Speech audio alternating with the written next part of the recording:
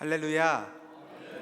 우리를 위해서 그리고 우리를 대신해서 십자가에 못 박혀 돌아가신 예수님께서 다시 살아나셨습니다.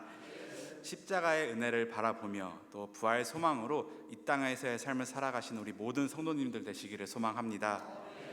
우리는 사도신경에 담겨있는 우리의 신앙 고백의 내용들을 한 문장 한 문장 살펴보고 있습니다. 지난주에는 본디오 빌라도에게 고난을 받으사 십자가에 못 박혀 죽으시고라는 사도신경의 네 번째 구절에 담긴 의미에 대해서 함께 살펴보면서 고난주간을 보냈었는데요. 우리를 위해서 순환을 당하신 예수님, 그리고 우리를 위하여 저주를 받으신 예수님, 죄를 알지도 못하는 그분을 우리를 대신해서 죄로 삼으시고 또 우리로 하여금 하나님 안에서 하나님의 의가 되게 하신 그 은혜에 대해서 함께 살펴보았습니다. 오늘은 사도신경의 다섯 번째 문장에 담긴 의미에 대해서 함께 살펴보려고 합니다. 우리 한 목소리로 고백해 볼까요? 장사한 지 시작. 장사한 지 사흘 만에 죽은 자 가운데서 다시 살아나시며 아멘. 예수님은 십자가에 못 박혀 돌아가셨고 장사되셨습니다. 예수님께서는 정말로 죽으셨습니다.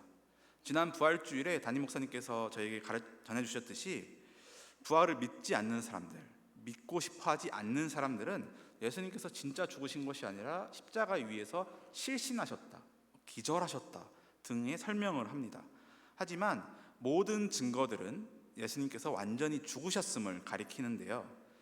창으로 옆구리를 찔렀을 때 피와 물이 나왔다는 것, 이것은 예수님께서 심장 파열로 죽으셨거나 심각한 쇼크로 인해서 심장막과 흉막에 체액이 고인 상태였음을 나타낸다라는 것도 저희가 배웠습니다. 예수님께서 분명히 죽으셨다는 것은 마가복음에도 또 기록이 되어 있습니다. 마가복음 15장 43절로 45절의 말씀입니다. 아리마대 사람 요셉이 와서 당돌이 빌라도에게 들어가 예수의 시체를 달라 하니 이 사람은 존경받는 공회원이요 하나님의 나라를 기다리는 자라. 빌라도는 예수께서 벌써 죽었을까 하고 이상히 여겨 백부장을 불러 죽은 지가 오래냐 묻고 백부장에게 알아본 후에 요셉에게 시체를 내주는지라. 아멘. 예수님을 장사 지내기 위해서 아리마대 사람 요셉은 당돌이 빌라도를 찾아갔습니다. 그리고 예수님의 시체를 자신에게 줄 것을 요구했죠. 빌라도는 자기의 부하인 백부장을 불러서 예수님의 죽음을 확인한 후에 요셉에게 예수님의 시체를 넘겨줍니다. 이제 예수님께서 십자가에 매달려 돌아가셨을 때 군인들이 예수님과 함께 못 박힌 사람들을 십자가에서 내리면서 다리를 꺾었습니다. 그런데 예수께 이르러서는 이미 죽으신 것을 보고 다리를 꺾지 않았다고 기록이 되어 있죠. 그리고 다리를 꺾지 않은 것에 더해서 창으로 옆구리를 찔러서 확인 사살까지 했었습니다. 그런데 여기에 또 실수가 있어서 예수님께서 아직 안 죽으셨음에도 불구하고 죽었다 생각하고 시체를 넘겨주었을까요? 아니죠. 이미 몇 차례 군인들도 확인하고 옆구리에 창도 찌르고 빌라도의 명예에 의해서 백부장이도 한 번 더 확인하고 예수님께서는 분명히 죽으셨습니다. 저는 앞서 오늘 사도신경의 다섯 번째 구절 부활에 대한 부분을 살펴보려 한다고 말씀을 드렸는데요. 왜 자꾸 예수님의 죽으심에 대해서 이야기하는지 궁금해하실 수 있을 것 같습니다. 그 이유는 예수님께서 다시 살아나신 것, 부활은 당연히 중요하지만 실제로 죽으셨다는 것 역시 부활만큼이나 중요하기 때문입니다. 왜냐하면 예수님의 죽으심, 예수님의 죽음은 죄의 대가가 무엇인지 분명하게 가르쳐주는 것이기 때문입니다. 그리스도이신 예수님, 하나님의 아들이신 예수님, 성자 하나님의 죽음은 이를 더욱 분명하게 드러내죠. 죄의 삭은 사망입니다. 공의로운 재판장이신 하나님 앞에서 우리는 죽을 수밖에 없는 죄인이었습니다. 하지만 성자 하나님께서 우리를 대신하여 죽으심으로 말미암아 우리의 죄값을 치러 주셨습니다. 예수님께서 우리를 대신하여 죽으신 결과 우리에게 주어진 것은 무엇일까요? 로마서 5장 10절의 말씀입니다. 곧 우리가 원수 되었을 때에 그의 아들의 죽으심으로 말미암아 하나님과 화목하게 되었은즉 화목하게 된 자로서는 더욱 그의 살아나심으로 말미암아 구원을 받을 것이니라. 아멘. 예수님께서 우리에게 있던 죄의 문제를 해결해 주신 덕분에 우리는 하나님과의 관계가 회복되고 화목하게 되었습니다. 하나님의 진노에서 건지심을 받고 하나님과의 완전한 교제를 누릴 수가 있게 된 것이죠. 하나님의 품 밖에 있던 우리를 품 안으로 옮겨주신 그 예수님의 은혜를 굳게 사모하시는 우리 모든 성도님들 되시기를 소망합니다. 이제 우리가 본격적으로 살펴볼 사도신경의 5번째 문장으로 돌아와서 그 내용을 살펴보도록 하겠습니다. 예수님께서는 금요일 오후 3시에 돌아가셨습니다. 그리고 금요일 날이 저물었을 때 아리마대 사람 요셉이 빌라도에게 가서 예수님의 시체를 넘겨받았고 깨끗한 세마포로 싸서 바위 속에 판 무덤에 예수님을 모셨습니다. 그리고 지난 고난주간 특별 새벽 기도회 때 담임 목사님께서 말씀해 주셨던 것처럼 침묵의 토요일을 지나서 안식 후 첫날 새벽이 되었습니다. 마태복음에는 막달라 마리아와 다른 마리아가 예수님의 무덤을 보기 위해 왔다고 기록이 되어 있습니다. 그런데 그들이 도착했을 때 갑자기 큰 지진이 일어나더니 하늘에서 천사가 내려왔습니다. 그리고 그 돌무덤을 막고 있던 돌을 치웠죠. 천사의 등장에 예수님의 무덤을 지키고 있던 경비병들은 무서워서 떨며 죽은 사람같이 되었습니다. 하지만 천사는 예수님의 무덤을 찾아온 여인들에게 무서워하지 말 것을 이야기하며 다음과 같은 말씀을 합니다. 마태복음 28장 5절로 6절의 말씀입니다. 천사가 여자들에게 말하여 이르되 너희는 무서워하지 말라. 십자가에 못 박히신 예수를 너희가 찾는 줄을 내가 아노라. 그가 여기 계시지 않고 그가 말씀하시던 대로 살아나셨느니라. 와서 그가 누우셨던 것을 보라. 아멘. 그가 말씀하시던 대로 살아나셨느니라. 예수님께서는 공생의 기간 동안에 제자들과 함께 하시며 인자가 고난을 받게 될 것, 그리고 마침내 죽게 될 것을 말씀하셨습니다. 그리고 거기에 더해서 동시에 다시 살아나실 것도 계속해서 말씀을 하셨죠. 성경 속의 그 구절들을 한번 몇 군데 찾아보도록 하겠습니다. 먼저 마태복음 12장 40절의 말씀입니다. 요나가 밤낮 사흘 동안 큰 물고기 뱃속에 있었던 것 같이 인자도 밤낮 사흘 동안 땅속에 있으리라. 마태복음 16장 21절의 말씀입니다. 이때로부터 예수 그리스도께서 자기가 예루살렘에 올라가 장로들과 대제사장들과 서기관들에게 많은 고난을 받고 죽임을 당하고 제3일에 살아나야 할 것을 제자들에게 비로소 나타내시니. 마태복음 17장 23절의 말씀입니다. 죽임을 당하고 제3일에 살아나리라 하시니 제자들이 매우 근심하더라. 마지막으로 마태복음 20장 19절의 말씀을 보겠습니다. 이방인들에게 넘겨주어 그를 조롱하며 채찍질하며 십자가에 못 박게 할 것이나 제3일에 살아나리라. 아멘.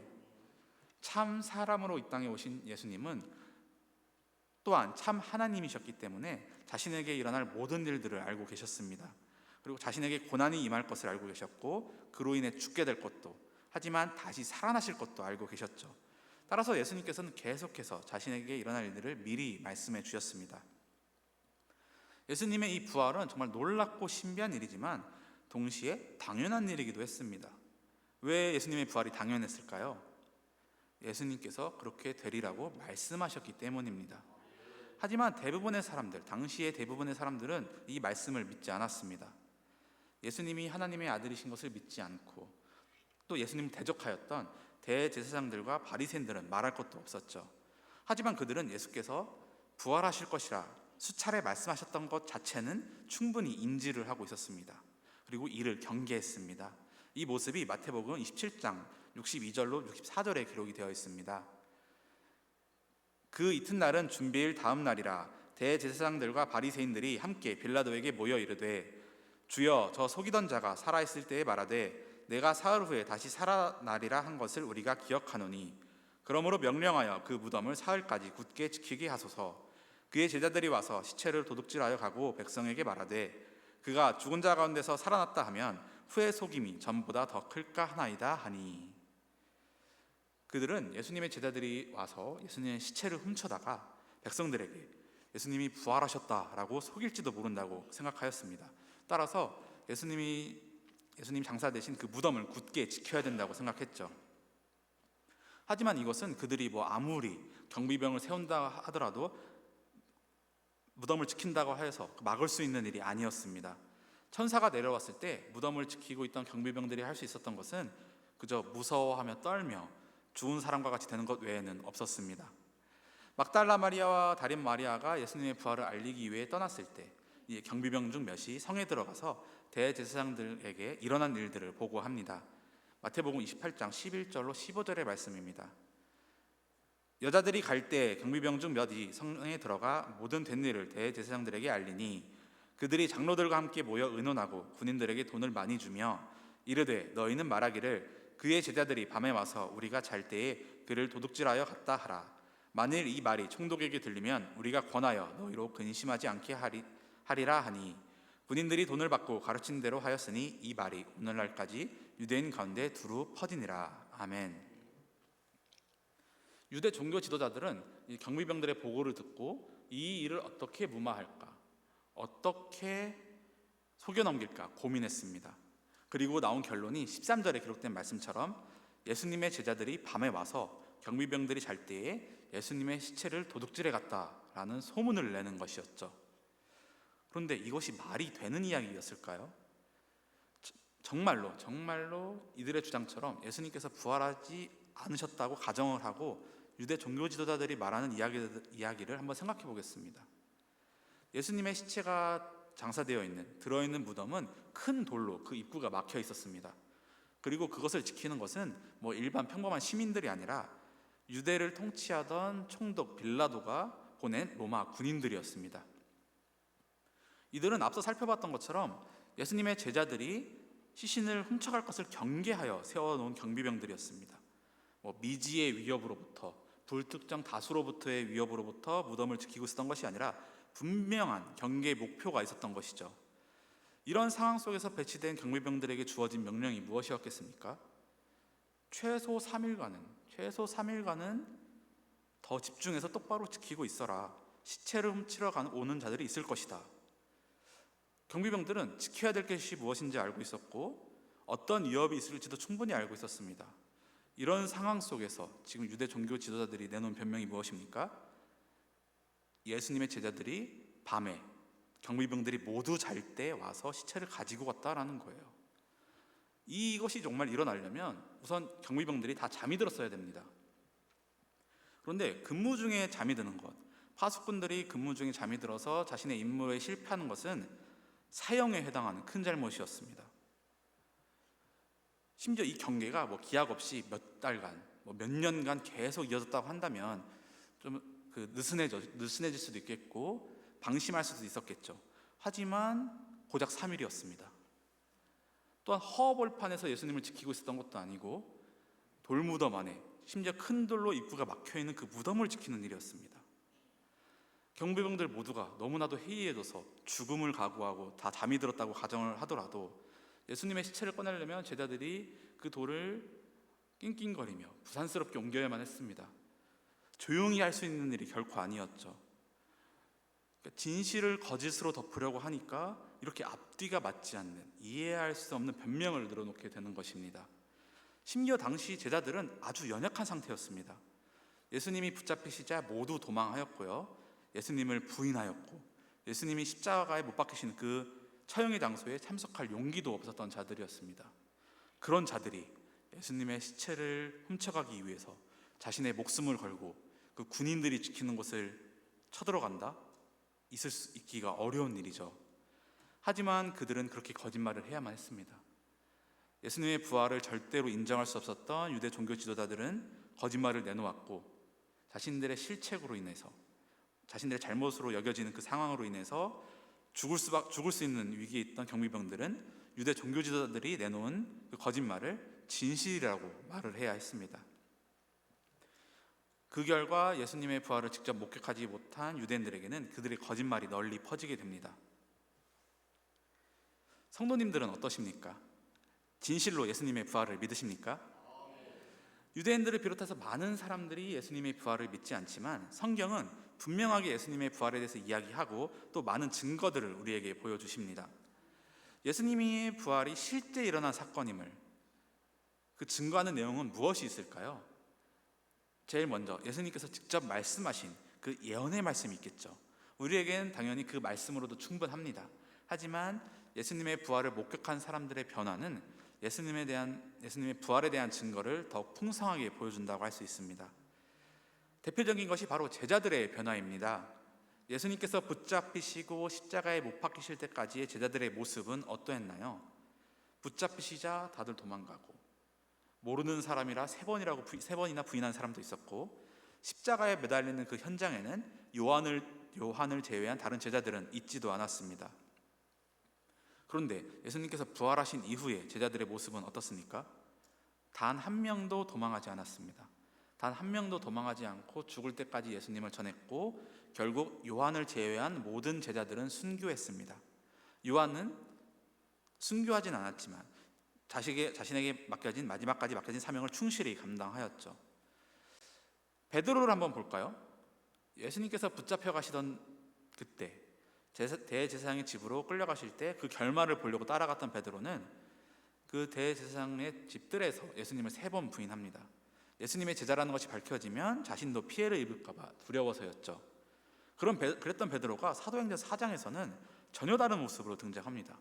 사도행전 4장 9절로 10절의 말씀입니다. 만일 병자에게 행한 착한 일에 대하여 이 사람이 어떻게 구원을 받았느냐고 오늘 우리에게 질문한다면 너희와 모든 이스라엘 백성들은 알라. 너희가 십자가에 못 박고 하나님이 죽은 자 가운데서 살리신 나사렛 예수 그리스도의 이름으로 이 사람이 건강하게 되어 너희 앞에 섰느니라. 아멘. 베드로와 요한은 기도할 때가 되었을 때 성전으로 갔습니다. 그리고 성전 미문 앞에 날 때부터 걷지 못하던 자를 발견했죠. 그리고 그를 예수 그리스도의 이름으로 고쳤습니다. 또한 베드로는 솔로몬의 행각에서 예수님이 그리스도이신가 또 다시 살아나셨다는 사실을 설교했습니다. 이 일로 베드로와 요한은 공회 앞에 서게 됐습니다. 예수님의 제자임이 밝혀질까 봐 두려워서 도망하였던 베드로, 그랬던 베드로가 이제는 대제사장과 그의 문하들이 있는, 문중이 다 있는 공회 앞에서도 당당하게 예수님의 부활을 이야기합니다. 그리고 예수님만이 구원을 주시는 분이심을 분명하게 밝히죠. 베드로와 요한을 통해 병나음받은 자가 그들 바로 옆에 있었기 때문에 대제사장들은 제자들이 그 베드로와 요한이 행한 일을 부인하지는 못했습니다. 다만 더 이상 예수님의 이름으로 말하지도 말고 가르치지도 말라고 그들을 위협하였습니다. 17절로 18절의 말씀입니다. 이것이 민간에 더 퍼지지 못하게 그들을 위협하여 이후에는 이 이름으로 아무에게도 말하지 말게 하자 하고 그들을 불러 경고하여 도무지 예수의 이름으로 말하지도 말고 가르치지도 말라 하니. 이러한 대제사장들의 경고에 베드로의 반응은 어땠을까요? 19절로 20절 말씀입니다. 베드로와 요한이 대답하여 이르되 하나님 앞에서 너희 말을 듣는 것이 하나님의 말씀을 듣는 것보다 옳은가 판단하라. 우리는 보고 들은 것을 말하지 아니할 수 없다 하니. 아멘. 우리는 보고 들은 것을 말하지 아니할 수 없다. 예수님께서 붙잡히시던 날, 그 닭 울기 전에 예수님을 3번 부인했던 베드로가 어떻게 이렇게 변화될 수가 있었을까요? 무엇이 베드로를 이렇게 변화시켰을까요? 그것은 베드로가 부활하신 예수님을 만났기 때문입니다. 오늘 우리가 함께 읽은 고린도전서 15장 4절로 8절 말씀에는 예수님께서 다시 살아나신 뒤 보이신 사람들의 명단이 기록되어 있습니다. 먼저 게바, 베드로에게 보이시고 12제자에게, 그리고 500여 형제에게 일시에 보이시고 야고보, 모든 사도들, 맨 나중에는 바울에게도 보이셨다고 기록이 되어 있습니다.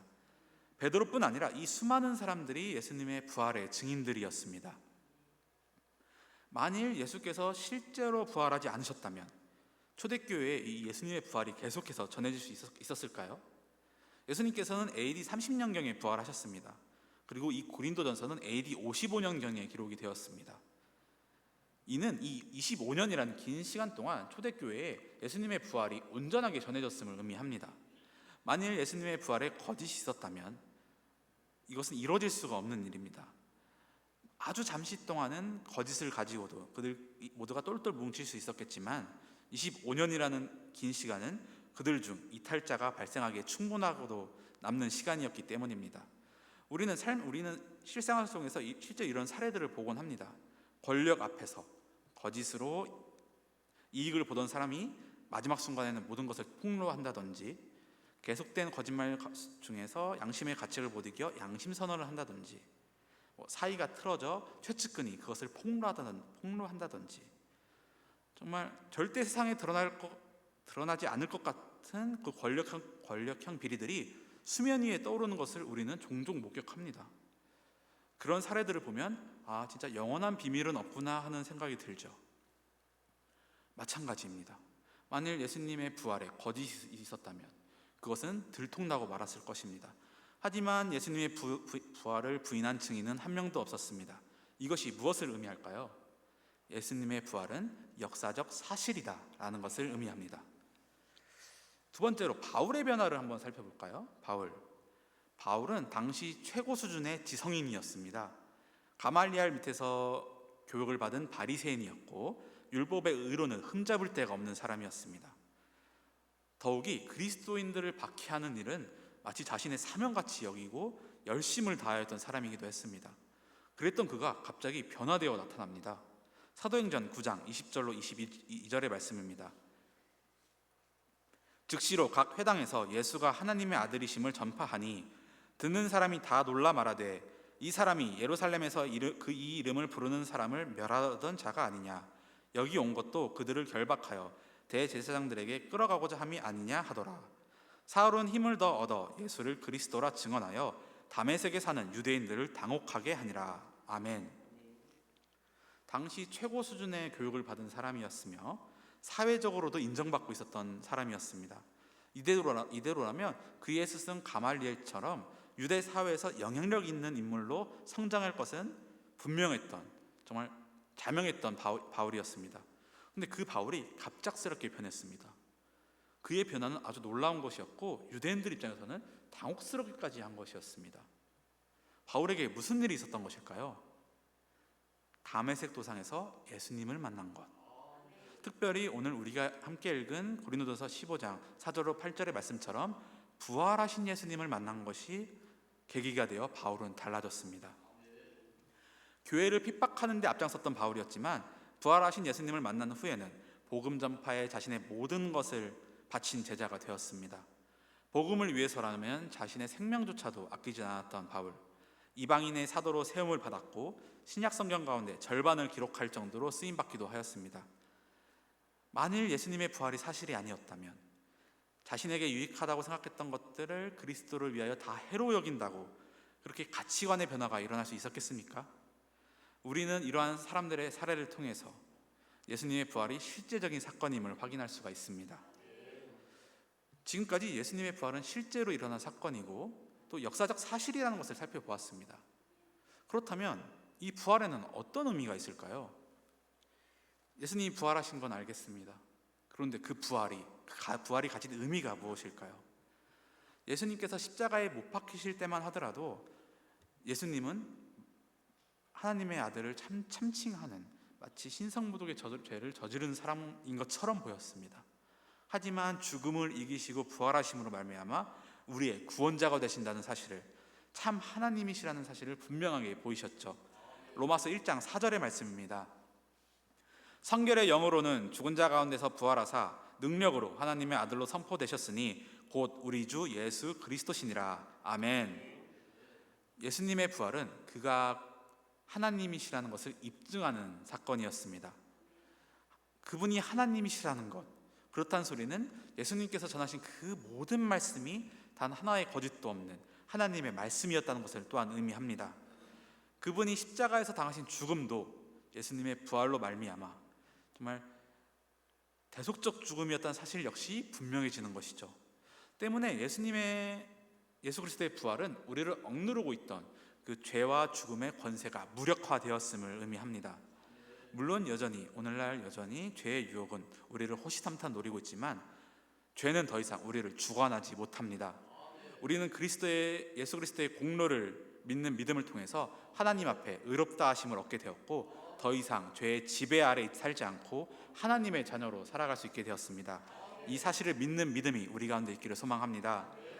또한 이 부활이 더욱 기쁜 것은 우리에게도 이러한 부활의 소망이 있다는 것입니다. 로마서 6장 14절의 말씀, 이 말씀 함께 읽도록 하겠습니다. 하나님이 시작.